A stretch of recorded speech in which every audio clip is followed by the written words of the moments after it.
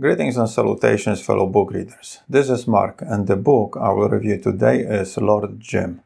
Before we continue, this is personalized limited edition of Lord Jim with leather cover designed and made by me. At the end of the video, I will tell you a couple of ways of how you can get one for yourself if you are interested. Now let's get back to the review. Lord Jim is a novel written by Joseph Conrad and published as a monthly magazine series during the year 1900. It is one of Conrad's early novels, and there is still a somewhat fresh presence of his recently finished naval career, and the wounds of his own tragic youth are also felt in it. Conrad was born in the Polish part of the Russian Empire. Both of his parents participated in an uprising against the Tsar and were exiled east, where they died. This traumatic event had a profound influence on his adult life, which seemed one long escape from his childhood, physically through traveling and psychologically through writing.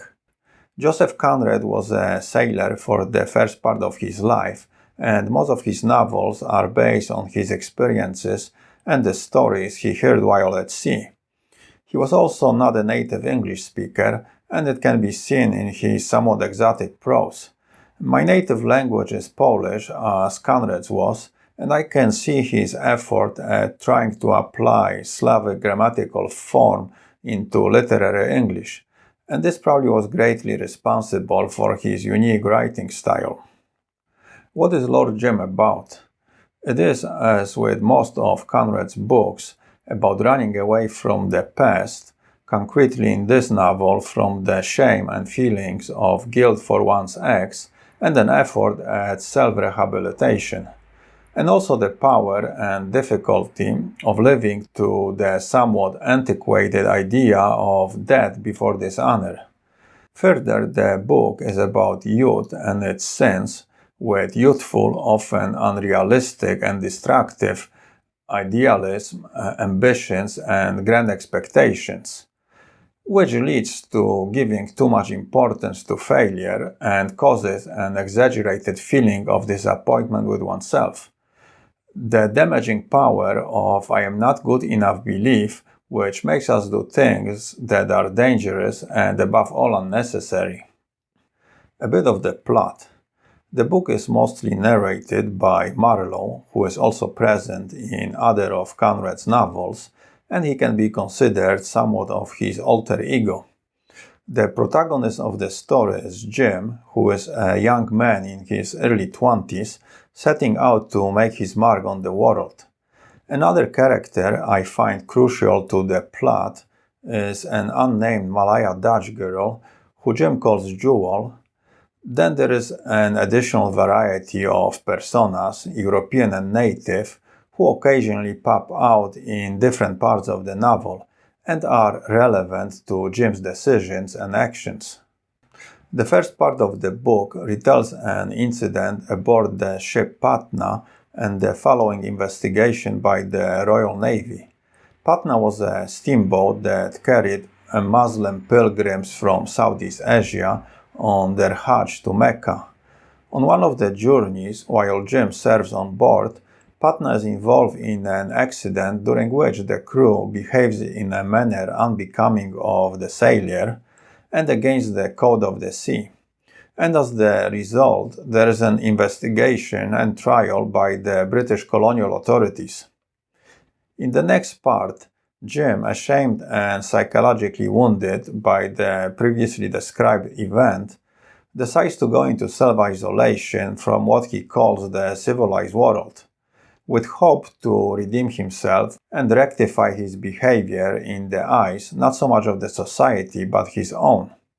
He accepts the position of an agent in the backwoods of the Dutch India, as Indonesia was called back then, and finds himself in the middle of a conflict over trade rights.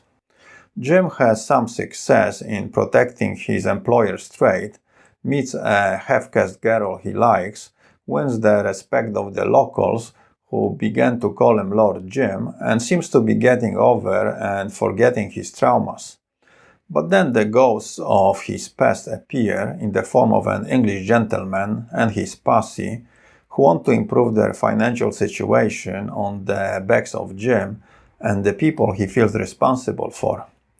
This puts Jim at the moral crossroads, and he is forced to make a decision that has profound effect on all the people around him.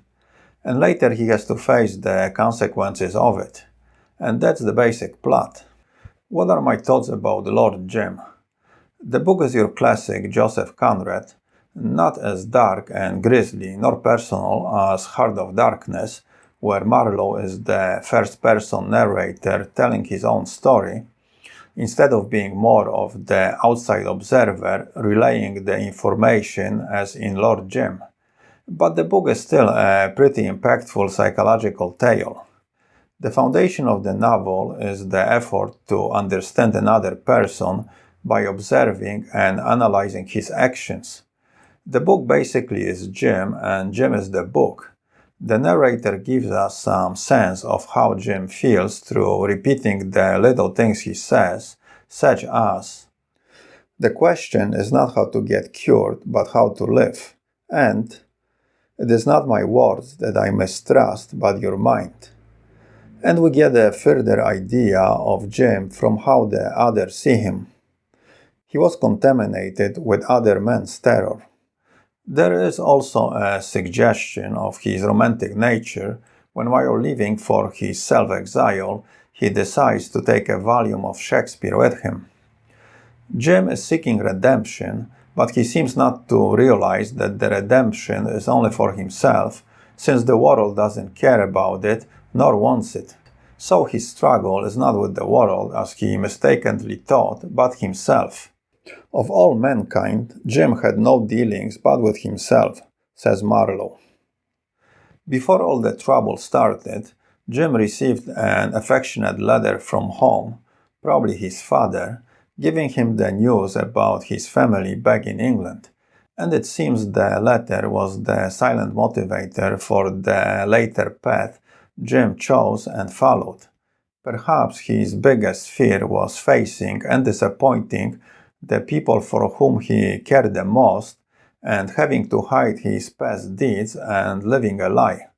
Thus he concluded he was not worthy of living in the civilized world. I think this excerpt from the book sums it up pretty well. We return to face our superiors, our kindred, our friends, those whom we obey and those whom we love, but even they who have neither the most free, lonely, irresponsible, and bereft of ties, even those for whom home holds no dear face, no familiar voice, even they have to meet the spirit that dwells within the land, under its skies, in its air, in its valleys, and on its rises, in its fields, in its waters, and its trees, a mute friend, judge, and inspirer. Say what you like, to get its joy, to breathe its peace, to face its truth, one must return with a clear consciousness. Jim realized he sank too far into the mud to go back home, but he could find peace in a new place, unsoiled by his deeds, therefore for him an unspoiled virgin paradise. But to stay there and enjoy the fruits, he needed to maintain himself clean, as he himself said it. There are the girls we love, the men we look up to, the tenderness, the friendships, the opportunities, the pleasures. But the fact remains that you must touch your reward with clean hands, lest it turns to dead leaves, to thorns in your grasp. But staying clean, Jim's way, was not easy, even in a place as simple as the backwoods of Southeast Asia. Perhaps Jim's lesson was that you can try to leave the old life behind and start anew somewhere else, but eventually the past will catch up to you. The second most important character in the novel, and one that has the most exterior impact on Jim, is the unnamed half-caste girl he calls Jewel. She is mostly a positive but ultimately destructive force. She woke Jim up, gave him a loaded revolver, and told him he will have to fight. And she was also an emotional necessity for Jim. He realized that there was no refuge from his loneliness except in her. What connected the two is the suffering, but in Jim there is some hope, and he makes an effort to better his condition. Unlike her, who, out of ignorance, already decided what the world is like, lost all trust in it, and accepted its perpetual misery. Marlowe writes, "She has seen nothing, she has known nothing, has no conception of anything, because she spent all her life in the village. And I asked myself if she was sure that anything else existed, and if the outside world to her was inconceivable. She is traumatized by abandonment, her father leaving and her mother's death, and she is afraid what will happen to her if Jim leaves, which she believes he eventually will. She said to Marlowe, and even more to herself, 'He swore to me he wouldn't leave. But all white men leave. Why wouldn't he? Is he different, more true?'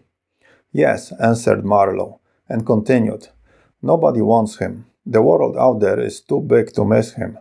The world did not want him, it had forgotten him, and it would not even know him.' 'Why?' she asked. 'Because he's not good enough,' said Marlowe. 'You lie,' she said. She is confused and afraid of being disappointed again, and for her benefit she wants Jim to stay.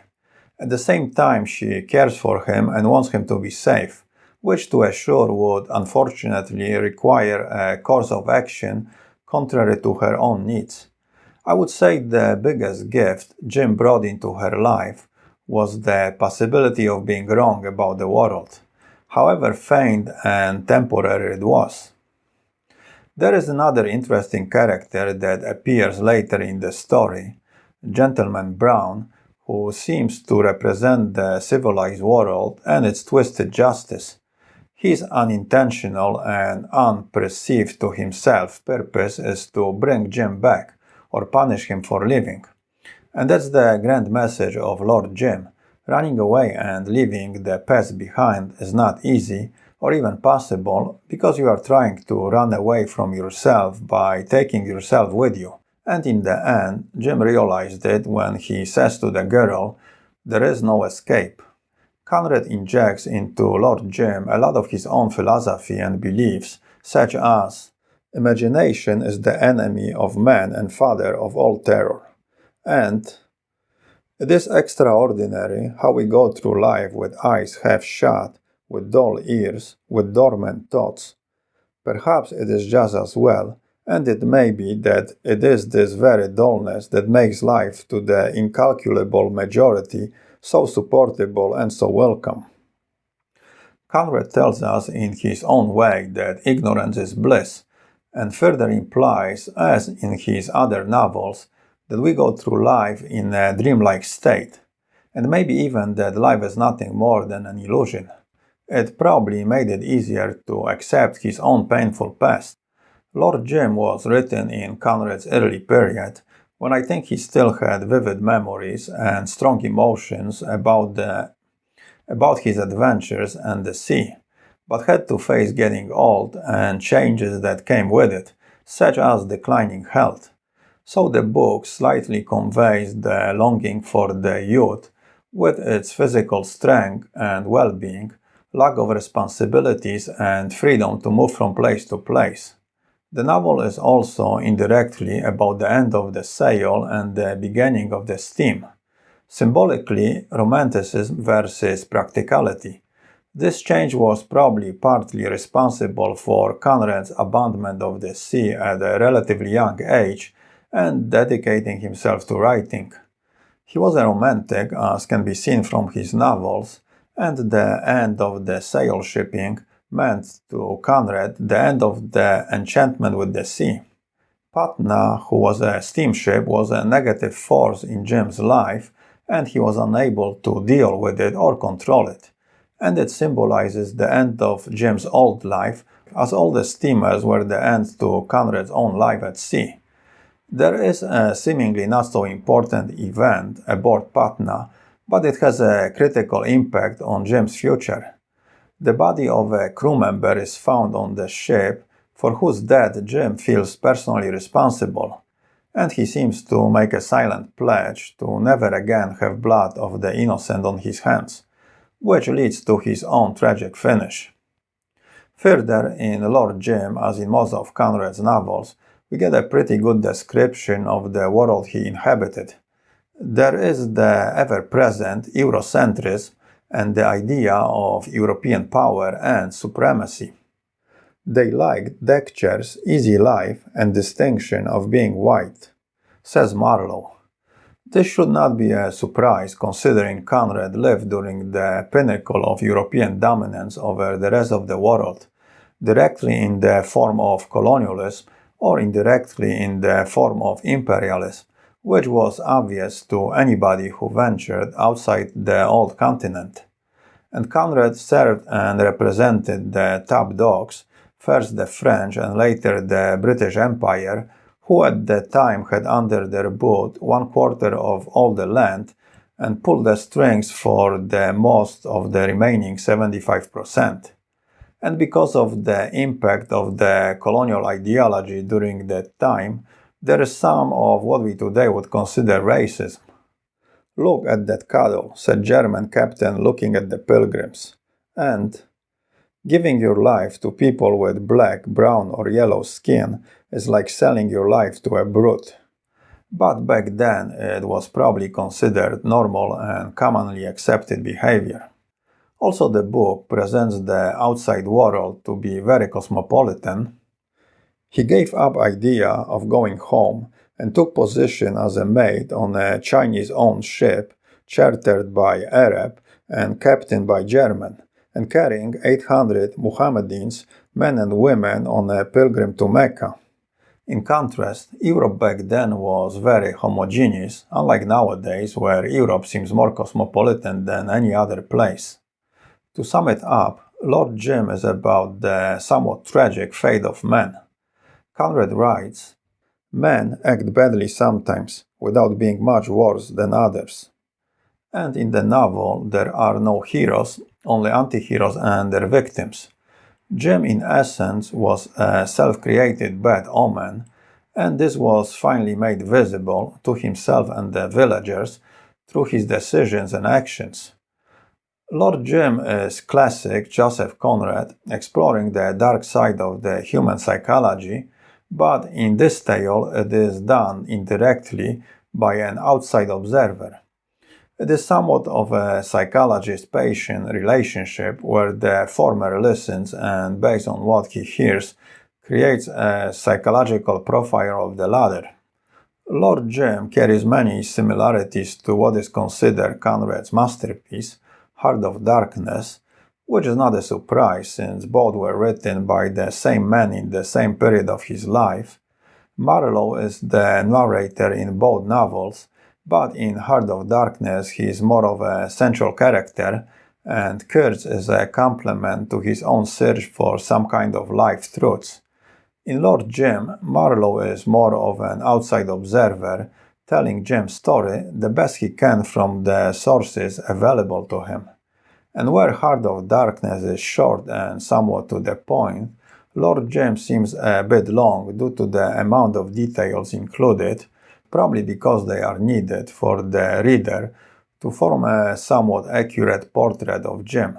It also seems Conrad wanted the reader to get a strong visual of the setting to develop a stronger connection with the story and the characters, and he tries not to leave much room for interpretation, but he does since there is a lot of indirect and suggestive prose.